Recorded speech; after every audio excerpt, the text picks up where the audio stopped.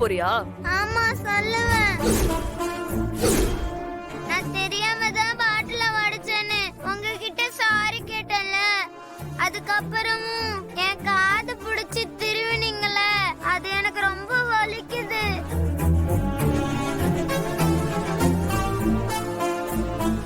உனக்கு வலிக்கிட்டுன்னு தான் அப்படி பண்ண. இங்க பாரு, இப்ப சொல்ற நல்லா கேட்டுக்கோ. நீ தாராளமா உங்க அம்மா கிட்டயும் ஆதி கிட்டயும் போய் சொல்லிக்கோ. ஆனா நீ சொன்ன அடுத்த நிமிஷமே நான் உங்க அம்மாவை தூக்கிட்டு போய் கைய கால கட்டி நடுக்கடல்ல தூக்கி போட்டுட்டு வந்துருவேன். ஏற்கனவே உனக்கு அப்பாவும் இல்ல. இப்ப உன் அம்மாவையும் தூக்கிட்டு போய் கடல்ல போட்டுட்டா உனக்கு அம்மாவும் இருக்க மாட்டாங்களே. ப்ளீஸ் அம்மாவை எதுவுமே பண்ணிராதீங்க. எனக்கு எங்க அம்மா வேணும். அப்ப கொஞ்ச நேரத்துக்கு முன்னாடி நடந்த விஷயத்த யார்கிட்டயும் சொல்லக்கூடாது. சொல்ல மாட்டேன். ப்ராமிஸ்? பிராமிஸ்.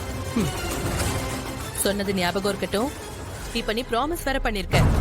அதையும் மீறி இந்த விஷயத்தை யார்கிட்டயாவது சொன்னேன்னு தெரிஞ்சது, அப்புறம் நான் சொன்னதை பண்ணிட்டு போயிட்டே இருப்பேன்.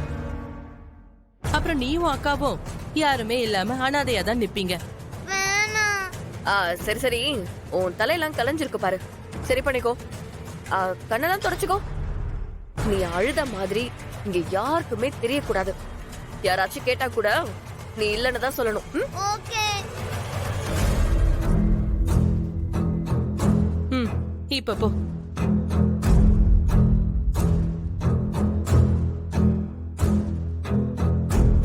என்ன மித்ரா இவ்ளோ பயப்படுற? நான் சும்மா அவனை மிரட்டதான் அப்படி பேசினேன். எதுக்கு தேவையில்லாத பிரச்சனை நந்தினி? பாரதி கிட்ட போய் சொன்னா எனக்கு எந்த பிரச்சனையும் இல்ல. ஆனா இவன் இருக்கானே, போய் ஆதி கிட்ட சொல்லிடுவான். ஆதி வந்து குழந்தைகிட்ட இப்படி எல்லாம் நடந்துக்க வேண்டான்னு சொன்னல, ஏன் இப்படி பண்றேன்னு காய்ச்சி மூச்சுன்னு கத்துவாரு. ஆதி அவனுக்கு சப்போர்ட் பண்ணி பேசினாலே எனக்கு பயங்கரமா கோவம் வரும். நம்ம பக்கத்து நியாயத்தை அவர் கேட்கவே மாட்டாரு. ஒரு காஸ்ட்லியான பெர்ஃபியூம் பாட்டில் அவன் உடைச்சிருக்கான். ஆனா ஆதி குழந்தைங்க தான் இப்படிதான் இருப்பாங்கன்னு அவனுக்கு சப்போர்ட் பண்ணி பேசிட்டு இருப்பாரு. ஆதி இந்த பொருளோட காஸ்ட் பத்தியோ இல்ல அது ஒருத்தவங்களுக்கு எவ்வளவு ஆசையா வாங்கி வச்சிருப்பாங்க, இப்படி எதுவுமே அவர் யோசிக்கவே மாட்டாரு. ஆதிக்கு இந்த பசங்களை திட்டக்கூடாது, அவ்வளவுதான். எனக்கு புரியுது மித்ரா. ஆனா இனிமே நீ இந்த மாதிரி நினைச்சு கவலைப்பட வேண்டிய அவசியமே இருக்காது. ஆதித்யா, நீ அம்மா கிட்ட வேணா போய் சொல்லி ஏமாத்தலாம். எனக்கு உன்னை பத்தி தெரியாதா? என்னாச்சு? பால் எடுக்க அந்த ரூம்குள்ள போனதுக்கு அவங்க உன்னை திட்டினாங்களா? நான் தான் அப்படி எதுவுமே இல்லன்னு அப்பவே அம்மா கிட்ட சொல்லிட்டேனேக்கா. நீ எதுக்கு மறுபடியும் வந்து என்கிட்ட கேக்குற? ஏன்னா நீ சொல்றது பொய்ன்னு எனக்கு நல்லாவே தெரியும். கண்டிப்பா அங்க ஏதோ ஒன்னு நடந்திருக்கு. அதனாலதான் பால் எடுத்துட்டு வரேன்னு சொல்லிட்டு போனவன் நேரா ரூமுக்கு வந்திருக்க. நான் உன்னோட அக்கா ஆதித்யா. என்ன நடந்துச்சு சொல்லு. அக்கா, நீ சொன்னது கரெக்டு தான். நான் அந்த ரூமுக்குள்ள பால் போற மாதிரி தூக்கி போட்டிருக்க கூடாது.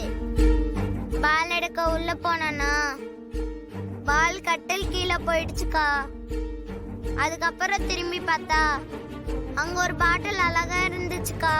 நல்ல ஸ்மெல்லு வந்துச்சுக்கா. எடுத்து பார்த்துட்டு இருந்தேன், யாரோ வர மாதிரி இருந்துச்சு.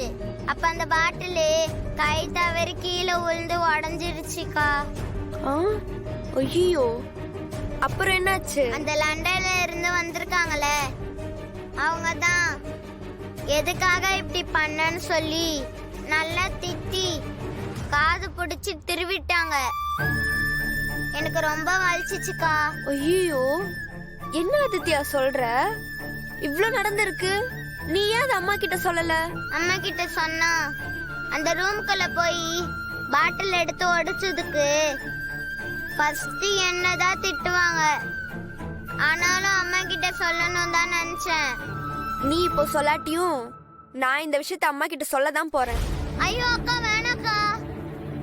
இந்த விஷயத்தை அம்மா கிட்ட சொன்னா அம்மாக்கு தான் பிரச்சனை. டேய், இதனால அம்மாக்கு என்ன பிரச்சனை வரும்? வரும்க்கா. அவங்க என்ன சொன்னாங்கன்னு தெரியுமா? நீ தாராளமா உங்க அம்மா கிட்டயும் ஆதி கிட்டயும் போய் சொல்லிக்கோ. ஆனா நீ சொன்ன அடுத்த நிமிஷமே நான் உங்க அம்மாவை தூக்கிட்டு போய் கைய கால கட்டி நடுக்கடல்ல தூக்கி போட்டுட்டு வந்துருவேன்.